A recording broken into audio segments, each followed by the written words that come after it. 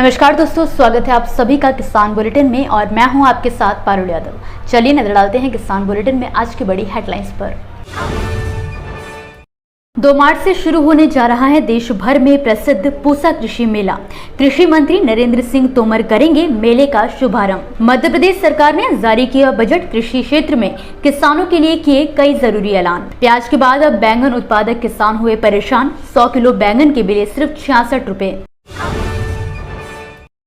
देखिए green TV YouTube पर भी, बस सब्सक्राइब करें और बेल आइकन दबाएं। हर साल की तरह इस साल भी दिल्ली स्थित भारतीय कृषि अनुसंधान संस्थान पूसा द्वारा पूसा विज्ञान मेले का आयोजन किया जाने वाला है। पूसा द्वारा इस मेले का आयोजन नई दिल्ली में 2 मार्च से 4 मार्च के दौरान किया जाएगा। आपको बता दें कि इस वर्ष पूसा मेले की मुख्य थीम श्री अन्न यानी कि मोटे अनाजों द्वारा पोषण, खाद्यान्न एवं पर्यावरण सुरक्षा रखी गई है। जाहिर है कि हर साल पूसा मेले में न केवल संस्थान द्वारा विकसित विभिन्न फसलों के उन्नत प्रमाणित बीज न केवल किसानों को कम दामों पर उपलब्ध करवाए जाते हैं, बल्कि किसानों को कृषि एवं संबंधित क्षेत्रों की नई तकनीकों से भी अवगत कराया जाता है। साथ ही खेती किसानी संबंधित किसानों को आ रही समस्याओं का समाधान भी कृषि वैज्ञानिकों के द्वारा यहाँ पर उपलब्ध करवाया जाता है। आपको बता दें कि 2 मार्च को केंद्रीय कृषि एवं किसान कल्याण मंत्री नरेंद्र सिंह तोमर के द्वारा इस मेले का शुभारंभ किया जाएगा। इस 3 दिवसीय मेले में इस बार मोटा अनाज आधारित मूल्य श्रृंखला का विकास, स्मार्ट खेती, संरक्षित खेती मॉडल, जलवायु अनुकूल खेती, कृषि विपणन एवं निर्यात, किसानों की नवाचार संभावनाएं और समस्याओं के साथ ही किसान उत्पादक संगठन, स्टार्टअप लिंकेज आदि पर ध्यान आकर्षित रहने वाला है। गौरतलब है कि पूसा कृषि विज्ञान मेले में इसके साथ ही तकनीकी सत्र का भी आयोजन किया जाएगा। साथ ही खेती की आधुनिक तकनीकों की जीवंत प्रदर्शनी भी लगाई जाएगी। एकीकृत राज्य सरकारों द्वारा 2023 से 24 के लिए विधानसभा में बजट पेश किया जा रहा है। इस लिस्ट में अब मध्य प्रदेश सरकार का नाम भी शामिल हो गया है।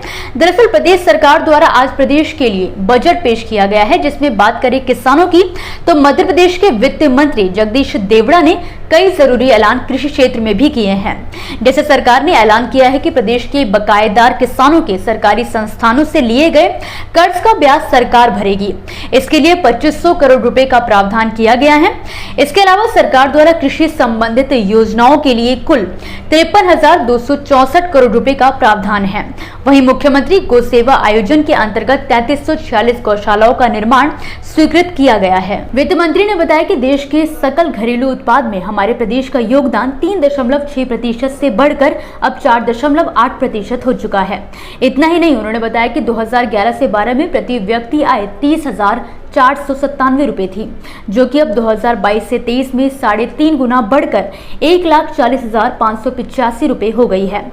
जाहिर है कि प्रदेश में पिछले 23 साल में बजट में 20 गुना बढ़ोतरी हुई है। साल 2000 में मध्य प्रदेश सरकार ने 16,000 करोड़ रुपए का बजट पेश किया था। वहीं 2022 में सरकार द्वारा 2.79 लाख करोड़ रुपए का बजट पेश किया गया।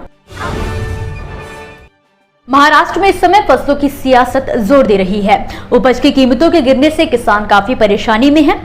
जहां बीते कई दिनों से लगातार प्याज के दाम गिरने और किसानों को होते नुकसान की खबरें सामने आ रही हैं, तो वहीं अब इस लिस्ट में गोभी और बैंगन का नाम भी शामिल हो चुका है। हाल ही में आई खबर के अनुसार पुणे जिले के कुंभार वलन गाँव में किसान को बैंगन की कीमत नहीं मिल रही है। एक किसान को तो 100 किलो बैंगन के महज 66 रुपए मिले। सब्जियों के सही दाम न मिलने से किसान परेशान और बेहाल हैं। वहीं सोलापुर के एक किसान को 800 किलो प्याज के लिए केवल 2 रुपए का चेक मिला था। वहीं इससे पहले पुणे जिले के इंदापुरा तालुका के तकरारवाड़ी गांव में गोभी के 2 रुपए दाम मिलने से नाराज किसान ने गोभी की फसल पर ट्रैक्टर चला दिया था। बात करें बैंगन उत्पादक किसान की तो पुरंदर तालुका के कुंभार वलन के किसान ऋषि चिवटे ने 3 महीने पहले अपने खेतों में बैंगन की फसल लगाई थी, जिसमें उन्हें तकरीबन 56,000 रुपए का खर्च आया। ऋषि ने जब 100 किलो बैंगन पुणे के गुलटेकड़ी मंडी में भेजी तो उन्हें सारा खर्च काटकर सिर्फ 66 रुपए मिले। ऋषि चिवटे का कहना है कि बाजार में बैंगन जहां पर 40 से 50 रुपए किलो बिक रहे हैं, तो वहीं किसानों को सिर्फ 3 रुपए के हिसाब से दाम मिल रहे हैं। दोस्तों, ये थी वो खबरें जिन्हें हमने आप तक विस्तार से पहुंचाया, लेकिन अब हम बात करेंगे कुछ ऐसी खबरों की जिनके बारे में भी आपके पास जानकारी होना जरूरी है। तो चलिए फटाफट से एक नजर डालते हैं खेती किसानी और कृषि क्षेत्र से जुड़ी आज की छोटी बड़ी अपडेट्स पर। बीते दिन बिहार के पूर्व सिंहभूम जिले के कृषि विज्ञान केंद्र में एक किसान मेले का आयोजन किया गया, जिसमें खास तौर पर सरसों उत्पादक किसानों के लिए सरसों की कई उन्नत किस्मों की प्रदर्शनी लगाई गई। आपको बता दें कि सरसों किसान मेले में करीब 300 से ज्यादा किसानों ने न केवल भाग लिया बल्कि मेले में लगी प्रदर्शनियों का भी दौरा किया। महाराष्ट्र में इस समय किसान प्याज, मेथी और बैंगन के बाद अब पत्ता गोभी को भी कौड़ियों के दाम बेचने के लिए मजबूर हैं। इस बात से परेशान होकर नासिक के एक किसान ने अपनी 2 एकड़ जमीन पर लगी पत्ता गोभी की फसल को हाल ही में ट्रैक्टर चलाकर बर्बाद कर दिया। नासिक के किसान विजय जेजूरकर का कहना है कि फसल को तैयार करने में उसे करीब 50,000 रुपए का खर्च आया, लेकिन इससे 10,000 रुपए भी नहीं मिल रहे थे, जिस वजह से किसान को मजबूरी में फसल को बर्बाद करना पड़ा। ग्रेटर नोएडा प्राधिकरण ने 6% आबादी भूखंड न दिए जाने की सूचना पर बड़ा बयान दिया है। प्राधिकरण ने साफ कर दिया है कि उसकी तरफ से किसानों को 6% आबादी भूखंड न दिए जाने की सूचना गलत और भ्रामक है। अधिकारियों के अनुसार 2016 में प्राधिकरण बोर्ड से अप्रूव्ड पॉलिसी के हिसाब से किसानों को लाभ दिया जा रहा है, इसलिए प्राधिकरण इससे संबंधित प्रकाशित सूचना का खंडन करता है।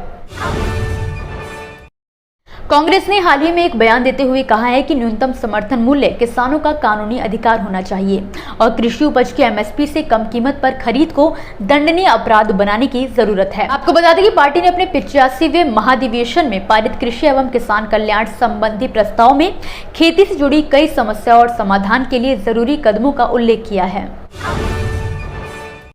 प्याज उत्पादक किसान सरकार के खिलाफ आंदोलन कर रहे हैं, लेकिन खास बात यह है कि इस समय विधानसभा चल रही है, इसलिए परेशान किसानों को विपक्ष का भी साथ मिल रहा है, जिसकी वजह से शिंदे सरकार दबाव में है। केंद्र सरकार ने भी नेफेड से लेट खरीफ सीजन के प्याज की खरीद शुरू करवा दी है। साथ ही सफाई भी दी है कि प्याज एक्सपोर्ट पर बैन नहीं लगाया गया है।